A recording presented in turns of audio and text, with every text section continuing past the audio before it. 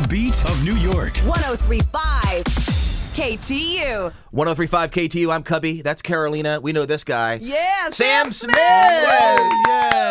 Welcome back. Welcome back. It's been a couple of years. Yeah, it's been a couple of years. It's mad. It's so good to be back, though. Thank you for having me. Yeah, but you haven't just been resting on your laurels. I mean, clearly you've been working hard, and now we have the new single, which we are so excited to be playing here on KTU. It's Too Good at Goodbyes. I can't talk today. It's too good at It's actually hard to say too good at goodbyes. It's too good The at first time goodbyes. I played it, actually, I wanted to say too late for goodbyes. I was thinking of the old It's Julian really Lennon song. difficult. There's a lot of O's in it. Too Yes, good there at are. goodbyes. Exactly. We love the new song. I mean, you're in a good spot mentally, it sounds like. I am now. You are now. Yeah, you're never going to get anything that happy from me. No, Sorry. But when I hear a hit song, I think you're in a good space for writing.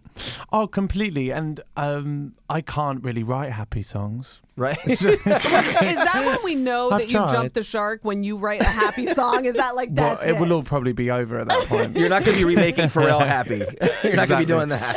No, I'm just not that artist. Basically, if you know, there's artists that are out there for that headspace, but I'm just not your But guy. a hit's a hit, though. I mean, you still have to be, set in your brain if you're going to write a hit song, even though it might be sad. I don't know. I don't know. Yeah. I don't know how I feel about the word hit song. I don't know if it's a hit song. Really? You don't know, like you don't feel it. A lot of people say like whenever they're writing, and everybody's different, but when you're writing it or when you're recording it, oh, this is it. Like you get that feeling. Oh, completely. Yeah, there's moments where you feel like, this is a special moment. Yeah. And there's 100% that moment. But I also don't think we will ever really know what songs do until like 10 years down the line. You know? Good point. I think that's important to always keep in your mind. What made you pick this song for your first single?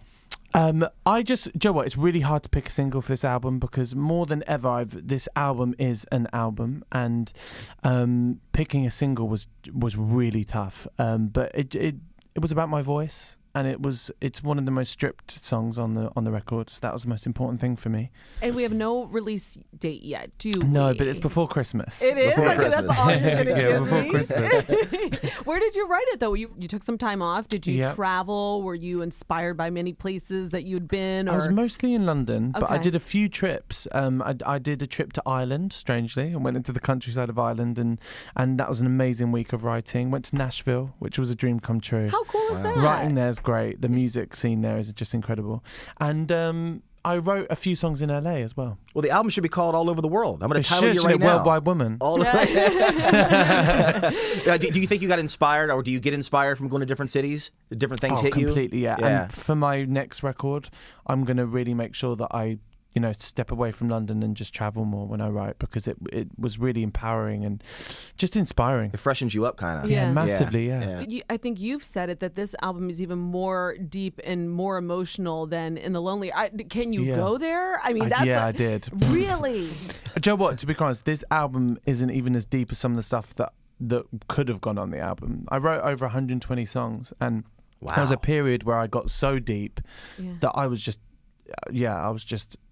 a mess, really. and the music was so bad because it was just too depressing and too honest. Yeah, but so I had to rein it in a little bit. Yeah, but that's the thing. It's like I feel like sometimes artists think that it might be such a dark place, but that could speak to a lot of people. Right. Oh, yeah, completely. But also, I don't think it's a dark place because I have such a good mix in my life of dark and light. Yeah. I think it's so important for us all to allow those moments to be sad. Can't be positive all the time. It's true. Now, when you perform, do you prefer a very intimate setting, small, or a stadium show? Oh, well, I've never played a stadium. Really? I've only Or an played arena? arenas. Yeah. But arena still, 18, 20,000 people. It's That's tough. still pretty good. It's two different things for me. I love them both equally. Really? But the small shows, I just love seeing, being able to look in people's eyes, and it makes me really scared. I don't get as nervous in arenas. It's strange. Well, because when you can see people, I think that you can sense that they're just totally examining you. Yeah, completely. That's But I feel rawer in smaller settings, but in arenas I feel like Beyonce, which is just fabulous. Yeah, and doesn't everybody want to feel like Beyonce? Which is just great. I just want to feel like it. Now, I have to shout you out for something that I just absolutely loved, and that was the Mary J. Blige record, The London Sessions. Oh, amazing. I love just that. played that album out over and over again. It's and a beautiful record. Hearing you you speak after one of the songs and about your connection, about sitting in your car with that album and just like listening to it over and over again. What has it been like to work with people like Mary J and people that you've idolized? Oh my gosh, she's just sensational, and she's such a huge part of that first record with me. You know, when she performed on the Grammys with me, she was such a calming, kind influence.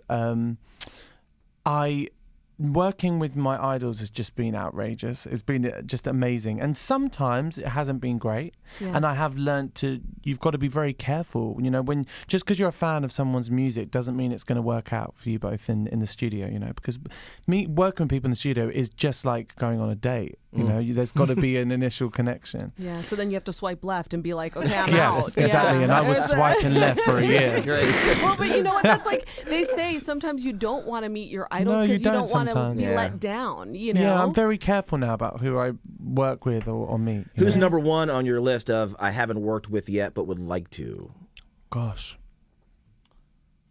I don't know, you know, I've been very lucky. I'd love to challenge myself one day and work with a rapper. I'm such a huge Kendrick fan. That would be so interesting. And I love Drake. How about somebody that's not with us anymore? That, man, if they were alive. Judy Garland. Oh my God. Judy She'd Garland. be my ultimate, yeah. Oh Brand new music don't. from Sam Smith and Judy Garland. I'm obsessed. 103.5 KTU. I can hear myself saying incredible. that. Yeah, but do you like watch old video, like old No, movies? I did in like... school. I did film studies in school, Yeah. and for one of my projects, it was like I spent half a year just reading Judy Garland books, like watching every single film. I know everything about her. I'm obsessed. That's cool. I actually need to get a tattoo of her. Yeah, why not? I really do. Yeah, to commemorate this Yeah. album. Would it be her I really name or her do. face? Her face. Yeah. It's so beautiful, and I'm just obsessed. I'm not talking about like young Judy Garland. I like the old stuff when she performed in like Carnegie Hall, and you can hear her voice breaking on the songs, and it's insane. Yeah. Have you been able to have a little bit of fun since your success? Because it seems I had like too much fun. Yeah. Yeah? I drank all the drinks. Well, I could give you a run, honey. I drank all the drinks and kissed all the boys. This is why we love Sam Smith. He fits right in. You know? I know. I love it. So then it's a good time, but then it's also, you know, I think that a lot of people have an issue with the fame thing. Has that been hard for you? Yeah, that's been, and I hate speaking about it too much because people must listen and just be like, boo hoo. Do you know what I mean? Like, you can't moan about it, but it's so scary. And no one should ever no one should ever strive to be famous. I'm so lucky because my love is music, and that's why I got into this. But the whole fame side of stuff just really scares me because it's not real, and it's, you know, it did ruin some relationships in my life, but it made, you know, my family feel so distant for a few months, and that's why that year off was so important to reconnect with my family and friends, because it scared me. It's a scary thing, you know, and no one's ever bigger than fame. Right. You know, is there anything you suffer with? People would be surprised. Like, do you suffer from anxiety before a show? I mean, look, I've been on the radio 30 years. I still get nervous when I turn the microphone on. I wouldn't say anxiety. I do get a little bit nervous, but I'm But that's a learning. good I'm thing, trying though. to harness it a bit more. Right. Always get nervous. I don't suffer with anything really in that sense. But I'm a I true had believer. OCD for a bit. Whenever I get really stressed, my OCD comes back a little bit. Really? But that's But I'm a believer. If you're, you know, if you don't get nervous or butterflies anymore, then you shouldn't be doing it. You know, 100%. Well, I couldn't agree more. Yeah. I have a great gift for you to celebrate your new album. It's a fidget spinner, and we want you to take it with you everywhere. Is that the little things that you? Yeah. My friend got me one that lights up. My little niece left one at my house, and I won't give it back kind of to her. addictive. I remember I got one given to me in a club, and I was super drunk, and it was fun. Well, Sam, before you leave, is there anything that we haven't talked about that, you know, we have a few million people that tune in to 103.5 KTU. What would you like to get out there? What would you like to promote? Besides the new single, we don't have a date with the new single, album. and my I feel like number it's- is. Sam Smith is single. Right. He has a new single. No, you know, I feel like the album is secretive. You guys are keeping a lot of secrets from us. Like, what can you give? Give me a nugget, just something. I got a duet on there. Yeah, with who? Yeah, with I'm joking. I can't say. It's 14 tracks. It's all recorded on analog tape, which is a big thing for me. That's cool. Is that really true? Really? Yeah. But we had to Wow. record it on tape in a room with the band and me, and we literally got 4 or 5 goes of singing the songs. And That is really cool. And then it's quite expensive to record on tape, so you can't constantly keep doing takes. So Well, that's why they it's- said it's only very- 5 times. Then after 5, yeah, then that's it. completely. But it's imperfect as a record. How funny! Something they and did all the time is now hard to do.